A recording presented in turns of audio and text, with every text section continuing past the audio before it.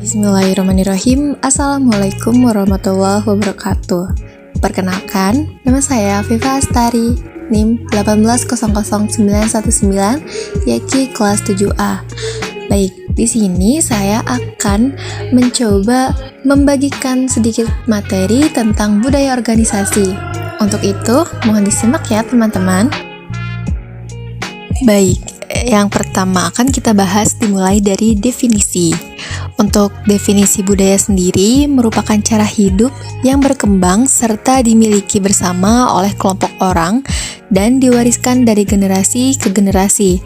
Sedangkan organisasi merupakan sebuah sistem sosial yang mempunyai identitas kolektif secara tegas, prosedur, dan cara kerja serta daftar anggota yang secara terperinci.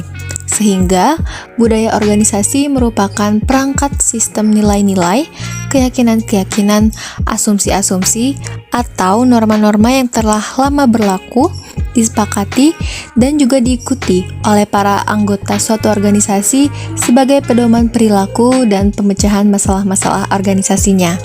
Nah, dalam budaya organisasi terjadi sosialisasi nilai-nilai dan menginternalisasi dalam diri para anggota, menjiwai orang per orang di dalam organisasi. Dengan demikian, maka budaya organisasi merupakan jiwa organisasi dan jiwa para anggota organisasi. Nah, dalam organisasi pastinya terdapat individu-individu dengan latar belakang budaya yang berbeda-beda. Edward T. Hall pada 1976 telah menggambarkan adanya dua klasifikasi budaya yang berbeda. Yang pertama yaitu budaya konteks tinggi atau high context culture dengan budaya konteks rendah atau low context culture. Budaya konteks rendah ini ditandai dengan komunikasi konteks rendah.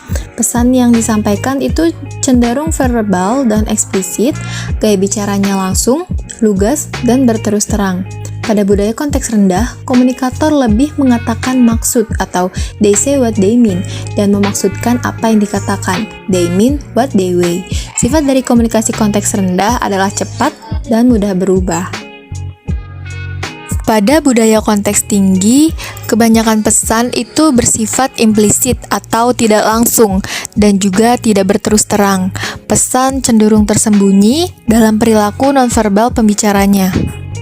Beberapa contoh menyebutkan dalam konteks tinggi lebih memperhatikan intonasi suara, gerakan tangan, postur badan, ekspresi wajah, tatapan mata, bahkan konteks fisik. Nah, maka dari itu, pernyataan verbalnya ini bisa berbeda atau bertentangan dengan pesan nonverbalnya. Kita beralih ke pembahasan berikutnya, yaitu mengenai dimensi Hofstede. Pada awalnya, indikator ini dipakai oleh Hofstede untuk penelitian tentang budaya organisasi perusahaan IBM di seluruh dunia. Namun, serangkaian kritikan datang silih berganti dari para peneliti budaya sejak awalnya model ini dikembangkan oleh Hofstede. Kritikan yang muncul adalah tentang model yang dikembangkan oleh Hofstede terlalu samar, kontradiktif, dan kurang memiliki landasan teori yang kuat. Kritikan lain mengatakan bahwa data yang dikumpulkan Hofstede pada tahun 1968 dan 1972 tersebut tidak representatif karena diambil dari satu organisasi multinasional dengan menggunakan sampel terbatas, yaitu staf pemasaran dan penjualan, dan masih banyak lagi kritikan yang datang. Meskipun telah mengalami serangkaian kritikan, sampai saat ini diakui bahwa pengukuran cultural distance dan national cultural model menggunakan dimensi budaya Hofstede ternyata masih diminati. Beberapa dimensi budaya mengalami beberapa kali penyesuaian, seperti yang pertama yaitu adanya power distance, yaitu individu di dalam suatu kelompok yang menganut power distance yang tinggi akan menerima adanya hierarki dan mengakui bahwa setiap orang secara kodrati berada pada posisi tertentu tanpa harus dipersoalkan. Yang kedua yaitu individualism versus collectivism, kondisi di mana seseorang terintegrasi di dalam suatu grup ataupun tidak. Berikutnya yang ketiga yaitu Uncertainty Avoidance Index, yaitu individu yang berasal dari budaya dengan Uncertainty Avoidance Index yang tinggi ini lebih cenderung emosional karena dia biasa ingin meminimalisir suatu kondisi yang serba tidak jelas dan tidak biasa, dan pelan-pelan menuju kepada suatu perubahan yang lebih pasti dengan mengimplementasikan peraturan, hukum, dan juga regulasi. Yang keempat yaitu Masculinity versus Femininity, yaitu budaya maskulin mengedepankan kompetisi, ketegasan, material, ambisi, dan juga kuasa, sementara budaya feminin mengutamakan hubungan yang baik dan kualitas hidup. Squat dan Roble dalam suatu penelitian lintas budaya menemukan bahwa laki-laki lebih memiliki pengarahan diri dibandingkan perempuan. Sebaliknya, perempuan lebih menghargai kebajikan dibandingkan laki-laki. Akibatnya, tanggapan laki-laki lebih terfokus saat mereka semakin dekat dengan nilai budaya, sehingga hubungan antara nilai dan kesesuaian hasil akhir akan lebih kuat pada laki-laki daripada perempuan. Yang kelima yaitu long-term orientation.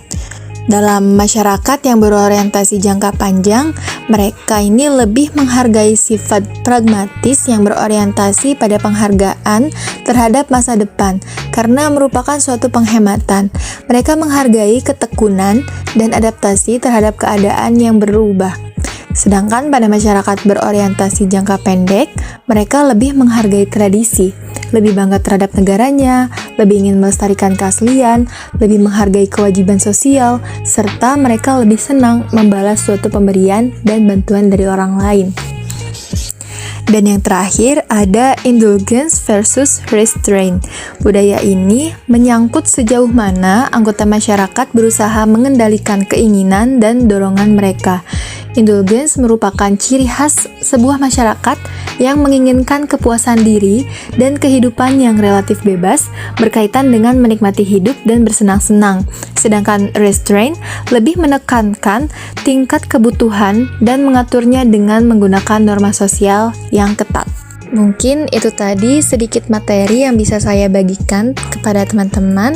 Mohon maaf apabila masih terdapat banyak kesalahan. Saya pamit undur diri. Wassalamualaikum warahmatullahi wabarakatuh.